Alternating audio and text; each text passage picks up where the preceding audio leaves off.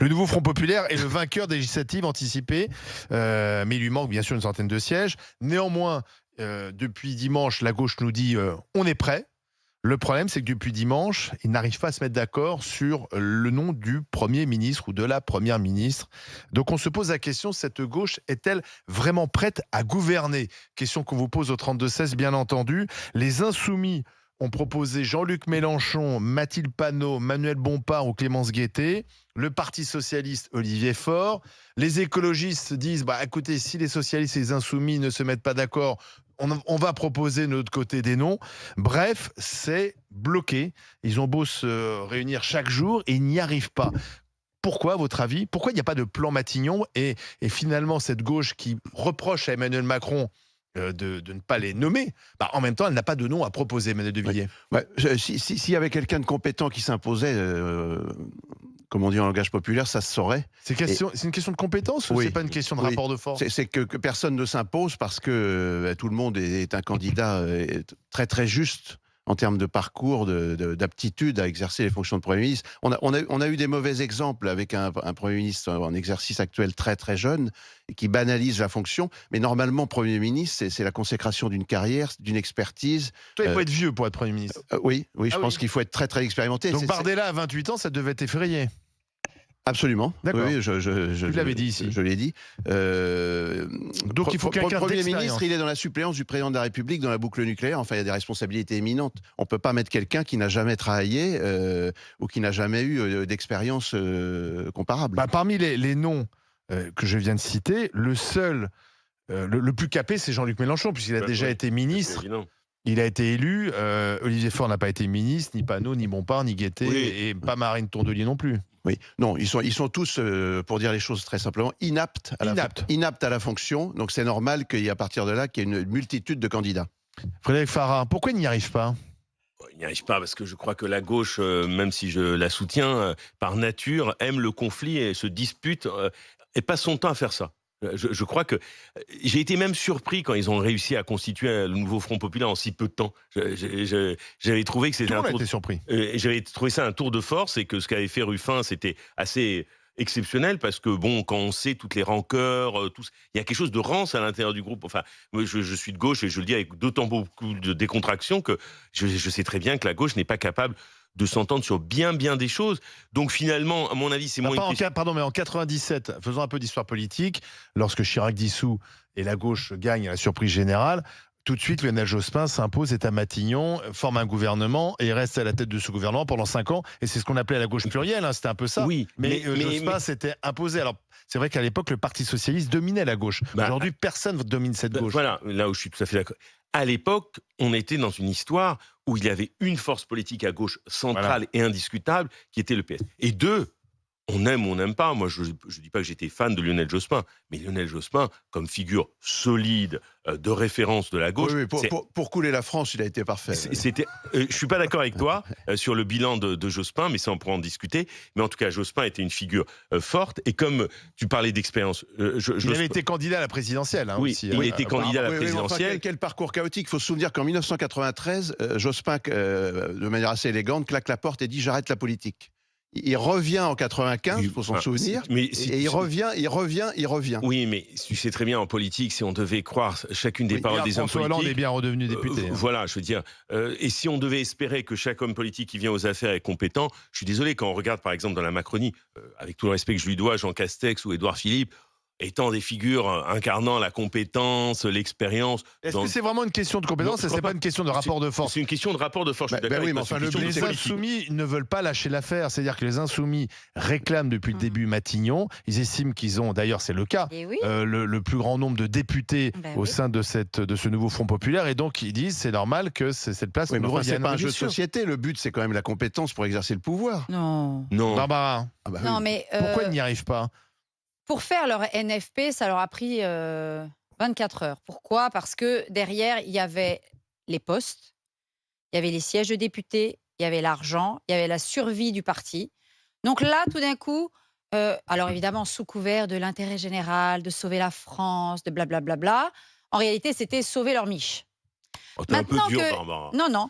Maintenant que... Alors, je parle des socialistes, des communistes, des écolos. Je ne parle pas des insoumis. Les Insoumis, eux, ils ont un projet. Leur projet, à mon sens, est un projet délétère pour la France. Je ne parle pas de la question économique, de ce qu'ils veulent faire. Je parle de leur projet sociétal, de leur vision de la démocratie. Je pense que c'est vraiment l'ennemi mortel de la démocratie, c'est LFI. Et à ce titre, la seule figure de gauche qui a un leadership, qui a une incarnation, qui a une expérience, c'est Jean-Luc Mélenchon. Alors moi, je vais vous dire, comme j'ai dit la dernière fois, les Français doivent assumer. D'accord ? Ils ont joué au Castor, très bien, c'est bien. Ils ont voulu faire barrage au Rassemblement national, c'est très bien. Il n'y a pas de majorité. La seule majorité, je vais mettre beaucoup de guillemets parce que, excusez-moi, mais ce n'est pas une majorité. Enfin, le seul petit îlot qui surnage vaguement, c'est ce truc appelé Nouveau Front Populaire, qui n'arrive même pas... On peut pas te laisser dire ça. Qui n'arrive même pas à s'entendre parce qu'en réalité, rien ne rassemble ces gens à part leur opportunisme. Mais qu'ils mettent Jean-Luc Mélenchon Premier ministre. Donc toi, et Mélenchon, que les ça serait la logique. Mais que les Français voient pourquoi ils se sont désistés, que les Français voient pour qui ils ont voté, parce que derrière les socialistes, ils ont voté pour LFI, derrière les écolos, les entreprises qui feront faillite, tout ça, on peut pas jouer là. On peut pas jouer là. Les gens qui ont voté socialistes, les gens qui ont voté écolo, les gens qui ont voté communistes. Tous ceux qui se sont désistés, derrière, il y avait Mélenchon et son projet du vote révolutionnaire, Mélenchon et son projet délétère pour la France, eh bien qu'ils le prennent, qu'ils l'aient, et là, ils vont voir... Il faut aussi respecter les électeurs qui ont voté, y compris LFI. Ah bon ? Je les respecte, mais qui voient... Alors là, je vais te dire, je n'ai aucun... Non, cette expérience n'aura pas lieu. J'ai peu de respect pour les gens qui ont voté pour M. Guiraud. Par exemple, ceux qui ont voté dans le quartier de l'Alma à Roubaix, 93% dans le quartier de l'Alma à Roubaix, que des journalistes aillent faire leur enquête. Il y en a, la presse locale l'a fait, on voit ce que c'est. Mais Frédéric. Mais que les Français essayent, Mélenchon. Tout est fait pour que cette expérience n'ait pas lieu. Donc, en fait, c'est-à-dire qu'entre Emmanuel Macron, qui à aucun moment ne reconnaît la défaite de son camp et qui joue avec la montre de manière particulière, Monsieur le maire qui fait comme si le budget avait lieu et ça n'existait pas, tout est fait pour, en fait, rendre impossible cette expérience de manière concrète. Voilà. Moi, je dis le vrai sens de la démocratie, même si c'est relatif, ces hommes et ces femmes ont été élus, il faut qu'ils aient les clés du pouvoir, qu'ils jouent ce rôle-là en tant que tel. Oui, mais tout est fait d'une manière ou d'une autre pour discréditer et empêcher la réalisation de cette expérience. Cette expérience, à mon avis, au sens démocratique, doit avoir lieu. Frédéric, on peut pas parler de cette manière-là. Emmanuel, moi j'ai l'impression, Barbara et Frédéric, j'ai l'impression que les Insoumis, en fait, n'ont pas véritablement envie d'y aller. Et qu'ils se servent de cette revendication de Matignon à tout prix pour faire capoter l'histoire. Parce que, finalement, ils savent très bien, et Jean-Luc Mélenchon le premier, que gouverner avec 195 députés, c'est impossible. Parce qu'ils ne vont pas pouvoir faire passer des grandes choses. Alors, peut-être une ou deux mesures sur le pouvoir d'achat, parce que ça sera difficile pour les oppositions de les rejeter. Mais ils savent très bien qu'il y a un budget à faire et qu'ils n'y arriveront jamais. Donc, peut-être qu'ils se servent de ça, les Insoumis, pour dire, bah voyez, on n'y arrive pas. Et la gauche et les socialistes et les écologistes diront, bah voyez, on a essayé aussi avec les Insoumis, on n'y arrive pas. Et peut-être ensuite, dans un deuxième temps, les socialistes et les écologistes pourront se tourner sur leur droite, en quelque sorte, et essayer de faire quelque chose. Pourquoi LFI bloque ? Il bloque pour pouvoir ensuite traiter les écolos, les socialistes de social traître. C'est la base même du révolutionnaire, c'est du révolutionnaire communiste et enfin plutôt marxiste. Mélenchon déteste ces socialistes social traître et tout ce qui va avec en termes d'accusation. Non, mais à un moment donné, la question, elle se pose, c'est la vraie question démocratique. Une élection, c'est fait pour concourir, tu as le droit de concourir et donc tu as le droit de gagner. Aujourd'hui, on a des élections dans lesquelles certains partis, LFI et le RN, ont le droit de concourir, mais ils n'ont pas le droit de gagner. Excusez-moi, expliquez-moi ce que c'est comme démocratie. Ils n'ont pas la majorité, soyons sérieux. Non, tout est fait. Non, ils n'ont pas la majorité. Voilà. C'est un fait. Oui, mais tout est fait pour faire barrage. Tout est fait pour que tu puisses concourir, mais pas gagner. Quand on te dit ils vont concourir et ils vont avoir la majorité absolue, là, tu as le barrage général. Il manque 50 députés. Il manque 50 députés. Il n'y a pas de majorité relative. Et ensuite, le nouveau Front Populaire, qui est en fait plutôt le vintage Front Populaire, parce que c'est des propositions qui datent du XXe siècle. On va dépenser, on va payer tout le monde, on va augmenter, on va baisser le coût de la vie. En fait, tout ça, on est chez Tintin, là. Eh bien, ça n'est pas sérieux. Et il n'a pas la majorité. Et il faut que chacun en prenne acte, c'est tout. Oui, mais reconnaît que Barbara n'a pas tout à fait tort. C'est-à-dire que... le RN est arrivé en tête du premier tour, donc tout a été fait pour faire barrage. Et les Français, d'ailleurs, n'ont pas voulu du RN, parce que s'ils avaient voulu du RN, ils pouvaient voter Rassemblement national. Ils l'ont pas fait majoritairement. Mais ensuite, maintenant, l'idée, c'est de faire un barrage aux insoumis. C'est-à-dire que pour l'instant, la politique française se résume à faire barrage. Oui. Mais on ne parle pas de la coalition. On nous parle d'une coalition des modérés, mais on ne nous dit pas ce qu'elle ferait non plus. Il n'y a pas de programme. Barbara ne peut pas s'exprimer en ces termes parce que le nouveau Front populaire est un conglomérat. Barbara, elle s'exprime comme elle veut déjà. Non, mais c'est un millefeuille de partis différents. On peut pas considérer que c'est une majorité à part entière. C'est un millefeuille, c'est un conglomérat d'unités qui se sont associées. Mais en fait, ils sont composés de partis différents qui n'ont pas la majorité. Oui, mais ils ont fait un programme. Ils ont fait un programme commun. Apparemment, ils étaient contents, ils étaient fiers d'eux. Alors maintenant, ils ne sont pas foutus de s'organiser. Ils ne sont pas foutus de s'organiser parce qu'ils sont minés de l'intérieur par la LFI. C'est tout. Et dès le début, c'était comme ça. Et quand ici même, vous avez dit, oui, mais tu verras, une fois qu'ils auront gagné, ils vont éclater. Non, ils ne peuvent pas éclater parce que leur ciment, c'est LFI. Leur ciment, c'est le chantage de Mélenchon. Ça viendra, t'inquiète pas. Moi, comme la NUPES. je leur souhaite parce que si le Parti socialiste et les écolos continuent à rester avec la corde au cou de LFI, ils vont finir étranglés. Ce sera bien fait pour eux. Mais on se retrouve dans une vieille problématique de la gauche qui est ancienne, qui est conquête du pouvoir, exercice du pouvoir. Voilà. Exactement. C'est la vieille.